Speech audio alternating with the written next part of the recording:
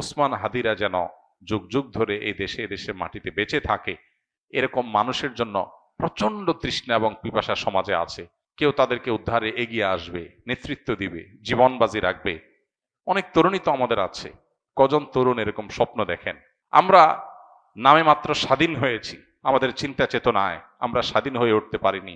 আমাদের এই সমাজটাতে যে অনাচার, অনিয়ম, আধিপত্যবাদের কাছে গোলামি করা, মাথা নত করা, এই জিনিসটা আমাদের দেশে দীর্ঘদিন থেকে হচ্ছে। আমাদের এখানে এখনো কান পাতলে চতুর্দিকে প্রতিটা ওয়াল থেকে মাজলুম মানুষদের কান্নার আওয়াজ শুনতে পাই আমরা। ইসলাম আমাদেরকে সবসময় সৎ কাজের আদেশ এবং অসৎ কাজে বাধা প্রদান করার কথা বলে, অন্যায় অনাচারের বিরুদ্ধে অবস্থান নিতে বলে। ইসলাম আমাদেরকে বলে সবসময় আমরা নিজের ব্যক্তির স্বার্থের ঊর্ধ্বে অন্যের কল্যাণ সাধনে নিজেকে নিয়োজিত করব। ইসলাম আমাদেরকে বলে আল্লাহর রাহে নিজের জীবনকে নজরানা হিসাবে পেশ করার জন্য স্বপ্ন আমরা লালন করব। তো এই বিপ্লবী তরুণ সেই কাজগুলো অত্যন্ত সুন্দরভাবে সুচারুরূপে আঞ্জাম দিয়েছেন। আমরা দোয়া করি আল্লাহ তাআলা তার ভুল ত্রুটি সবকিছুকে ক্ষমা করে মাগফিরাত নসিব করে তাকে শাহাদাতের সর্বোচ্চ মাকাম দান করেন। একজন মুসলিম তরুণের জীবনের সার্থকতা কি, এটা এই তরুণ দারুণভাবে বুঝিয়ে দিয়ে গেছেন। আমাদের তরুণদের বড় অংশ তারা ভোগবাদ, খেলতামাশা, আনন্দ বিনোদন, হেয়ালিপনা এসব কিছুর মধ্যে ডুবে থাকে। পশ্চিমার আমাদের ধার, আমাদের স্পিরিট, আমাদের গতি, আমাদের পাওয়ার, আমাদের ইমানের শক্তি, এগুলো সবগুলোকে তারা ভোঁতা করে দেওয়ার পরিকল্পনা হাতে নিয়েছে।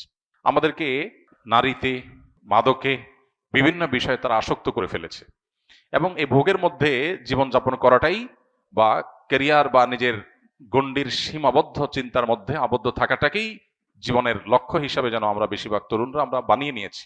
তো এই গণ্ডি ভাঙতে পারা, ভয়কে জয় করতে পারা, মৃত্যুকে ওয়েলকাম করতে পারা, মৃত্যুর জন্য অপেক্ষা করতে পারা, এটা ইমানদারের চরিত্র।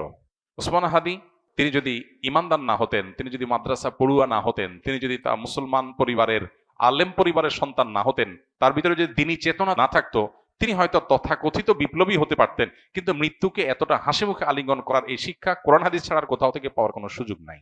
অতএব আমাদের প্রত্যেকটা যুবক কিভাবে তিনি ন্যায়নিষ্ঠ হবেন, কিভাবে তিনি দেশের মানুষকে, মুসলিম মিল্লাতকে অন্যায়ের হাত থেকে রক্ষা করবেন, আধিপত্যবাদের বিরুদ্ধে কিভাবে তিনি লড়ে যাবেন এবং ব্যক্তি স্বার্থ চিন্তা করবেন না, ফ্যামিলি স্বার্থ চিন্তা করবেন না, এগুলোর ঊর্ধ্বে উঠবেন, আল্লাহর উপরে ভরসা রাখবেন, আল্লাহর সঙ্গে সাক্ষাতের প্রত্যাশা করবেন, সেই ন্যায়নিষ্ঠ হওয়ার, অন্যায়ের বিরুদ্ধে প্রতিবাদী হওয়ার, অসৎ কাজে বাধা প্রদান করার শিক্ষা ওসমান হাদি আমাদেরকে দিয়ে গেছেন। আলহামদুলিল্লাহ, আমরা দোয়া করি আল্লাহ তাআলা তার শিক্ষা আমাদের জীবনে ধারণ করার তৌফিক দান করুন এবং আমাদের সবাইকে তার যে ভালো গুণগুলো আছে সেগুলো অর্জন করার। তার মতো আরো অনেক তরুণরা আমরা নিকট অতীতে দেখেছি, তারা দারুণভাবে নিজের কাজটা করে যেতে পেরেছেন, আদর্শ স্থাপন করতে পেরেছেন। আমরা তাদের সবার জন্য দোয়া করি এবং তার শোকসন্ত পরিবারকে আল্লাহ তাআলা সান্ত্বনা নসিব করুন এবং তার আদর্শ যেন হারিয়ে না যায়। ওসমান হাদিরা যেন যুগ যুগ ধরে এই দেশে মাটিতে বেঁচে থাকে। এদেশে মানুষের বড় বেশি তৃষ্ণা, বড় বেশি পিপাসা। কেউ তাদেরকে উদ্ধারে এগিয়ে আসবে, নেতৃত্ব দিবে, জীবন বাজি রাখবে। অনেক তরুণী তো আমাদের আছে। কজন তরুণ এরকম স্বপ্ন দেখেন? কজন তরুণ এই সীমাবদ্ধ চিন্তার ঊর্ধ্বে উঠেন? ওসমান হাদি বলেছেন তার বাবা তাকে উদ্বুদ্ধ করেছেন, তার বাবা তাকে উৎসাহিত করেছেন, তার বাবা তাকে জেনারেল শিক্ষায় যেতে বলেছেন, অনুমোদন দিয়েছেন এই শর্তে যে তুমি অন্যায়ের বিরুদ্ধে লড়াকু সৈনিক হবে। তার পরিবার থেকে তিনি পরিপূর্ণ সাপোর্ট পেয়েছেন। তো কয়টা পরিবার এরকম আছে, কয়টা মা বাবা এরকম আছে যে বাবা তুমি কেরিয়ার গড়ে অনেক টাকা পয়সা কামাই করবা, অনেক বড় পদ চেয়ারে যাবা, আর আমরা ভোগবাদের ভিতরে থাকবো, আমরা সেগুলো ভোগ করব, ভাবসাব হবে, সামাজিক অবস্থান হবে, এগুলো আমাদের টার্গেট না। আমাদের টার্গেট তুমি মানুষ হও, ইমানদার হও, আল্লাহ ভীরু হও, আল্লাহ ছাড়া কাউকে পরোয়াকারী হইও না, সমাজটাকে পরিবর্তনের জন্য চেষ্টাটা করো। ইমানদারের সার্থকতা হলো সমাজ পরিবর্তন করার চেষ্টা যদি সে করে, চেষ্টা করতে না পারলেও আল্লাহর কাছে সব পরিপূর্ণভাবে পেয়ে যাবে। নবী করিম সাল্লাল্লাহু আলাইহি ওয়াসাল্লাম একটা হাদিস রয়েছে, কোন ব্যক্তি যদি শাহাদাতের আকাঙ্ক্ষা লালন করে, শাহাদাতের তামান্না লালন করে, কিন্তু তার মৃত্যু যদি হয় বিছানায় স্বাভাবিক মৃত্যু, শহীদ যদি সে হতে নাও পারে, আল্লাহর কাছে শাহাদাতের মর্যাদা সে পেয়ে যাবে। অতএব স্বপ্নটা ইমানদারের বড় হতে হবে, চিন্তাটা পরিবর্তিত হতে হবে, চেতনাটা শানিত হতে হবে, পবিত্র হতে হবে, চিন্তাটা উন্নত হতে হবে। নিচু চিন্তা, সীমাবদ্ধ চিন্তা, ভোগবাদের চিন্তা, মোজমাস্তির চিন্তা, শুধুমাত্র হাসি তামাশার চিন্তা, এটা মুসলমানের চিন্তা হতে পারে না। মুসলমান আব্দুল ইবনে ওমরের, বেলালের, আম্মারের, সোহাইবের, ওমর রাদিয়াল্লাহু তাআলা আনহুর, আব্দুল ইবনে আব্বাস রাদিয়াল্লাহু তাআলা আনহুর, খালিদ ইবনে ওয়ালিদ রাদিয়াল্লাহু তাআলা আনহুর, মুসআব ইবনে ওমর রাদিয়াল্লাহু তাআলা আনহুর আদর্শের সন্তান।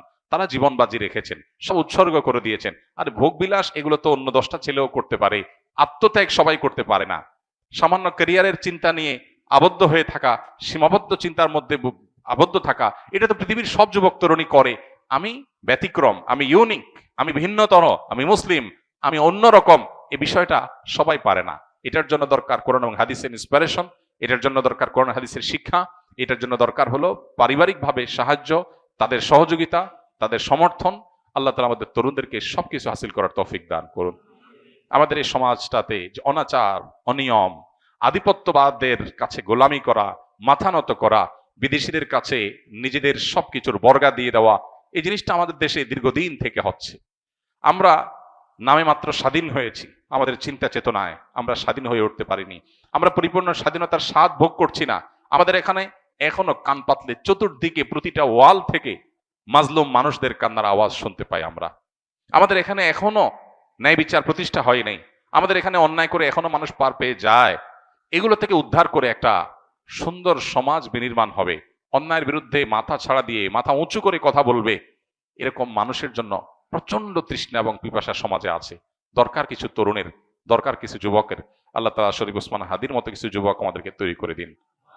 তার যে সাহসিকতা, মৃত্যুকে উপেক্ষা করার, মৃত্যুর ভয়কে জয় করার, ভয় পাওয়ার যে সংস্কৃতি আমাদের দেশে আছে, বাবা ভয় পায়, মা ভয় পায়, স্বামী স্ত্রী ভয় পায়, নিজে ভয় পায়, সবাই ভয় পায়, ক্যারিয়ারের ভয়, ব্যবসা নষ্ট হয়ে যাওয়ার ভয়, চাকুরির ভয়, এই ভয়কে জয় করার জন্য কলিজা লাগে। আল্লাহ তাআলা সেই কলিজা, সেই সাহসিকতা, সেই ইমানের শক্তি আমাদের সবাইকে নসিব করুন। এবং আবার দোয়া করি আল্লাহ তাআলা এই বিপ্লবীকে, এই তরুণকে তার ভুল ত্রুটিগুলোকে মাফ করে কিয়ামতের ময়দানে শহীদদের কাতারে সর্বোচ্চ সম্মানের